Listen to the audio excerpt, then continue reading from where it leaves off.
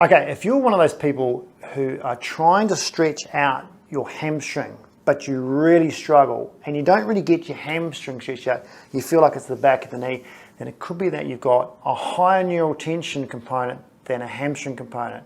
Now what I mean by that is, when you try and straighten your knee, if you try and reach forward like that and you can't even touch your toes, it may not be the fact that you've got tight hamstrings.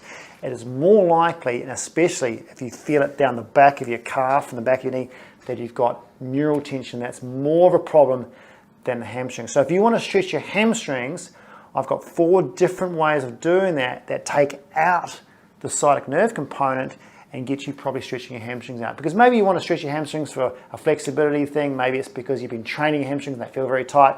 But regardless, it does help with the whole movement going forward and being able to touch your toes. Of course, you've got to address the sciatic nerve component, but today we're going to work on the hamstring component. So think of when you are in this position, you're trying to touch there. If your sciatic nerve is very tight, that'll be going first. You'll feel that at the back of the knee and down in the calf. Now, some people just go, well, okay, I've got to bend my knee and grab this way, but then they go, now I don't feel my hamstring anymore. Okay, I don't feel that, but I still don't feel my hamstring. Usually that's because you're in that flex position, your lower back. Now to stretch your hamstring, like if you're flexed in your lower back, the attachment point of your hamstrings, the ischial tuberosity, right, that's actually forward. So if you stay in a flex position, it's pretty hard to stretch your hamstring out, okay? So you need to be in a arched lower back. Now it's extremely difficult for most people who've got tight legs to be in an arched lower back when they are on the ground in this position, when they're well forward and that knee is out here. So I suggest you get off the floor from that position and start doing it differently. First one, now I've got 2 sort of favorites.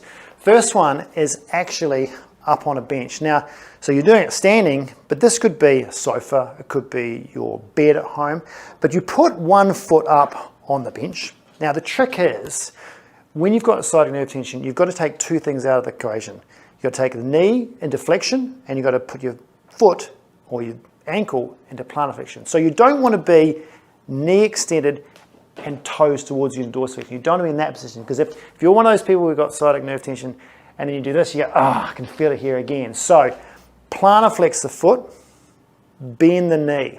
Now that's taking out that leg, that nerve component.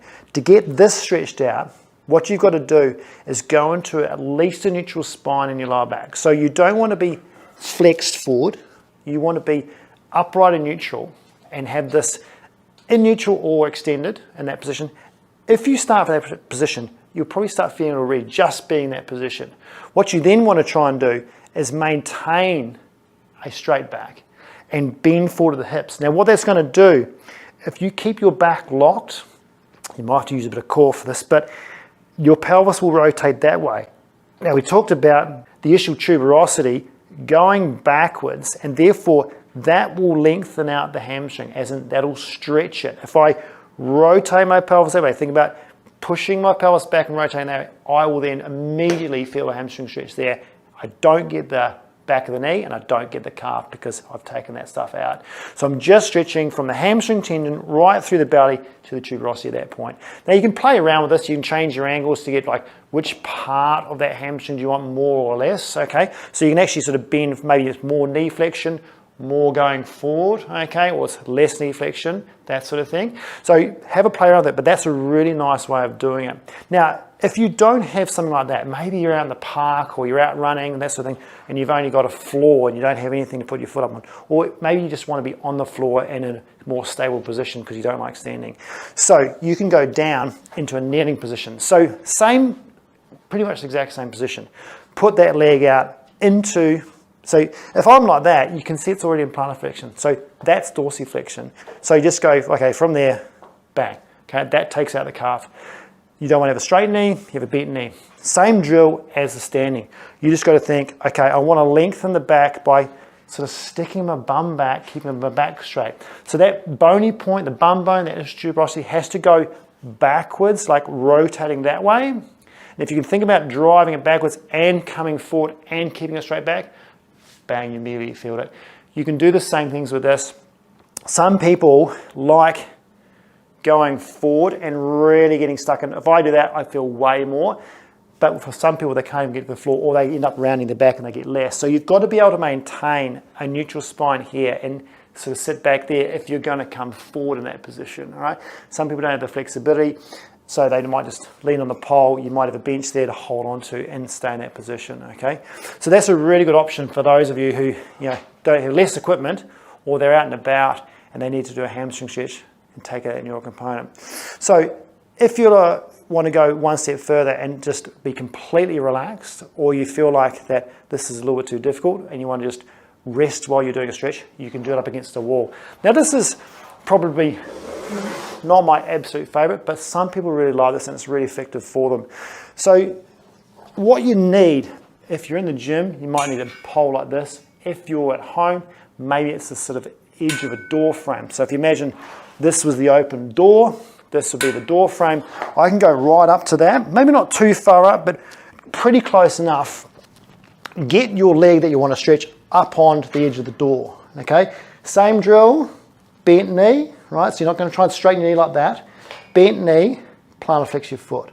Now at that point, there's a little bit of tension going here. It's not as much as that kneeling one, but what I want to aim for is arching my lower back. Now this might be quite good for those people who did struggle with trying to arch their back or even get into neutral when they were in that kneeling position. Maybe they're so tight, just they can't even get into neutral and it doesn't work for them.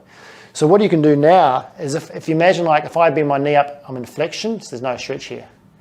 As I put this leg down, I get more and more and more and more here, because what this leg is doing is it's pulling tension on the pelvis this way, slowly rotating me. So the longer I get here, the more I'm getting here.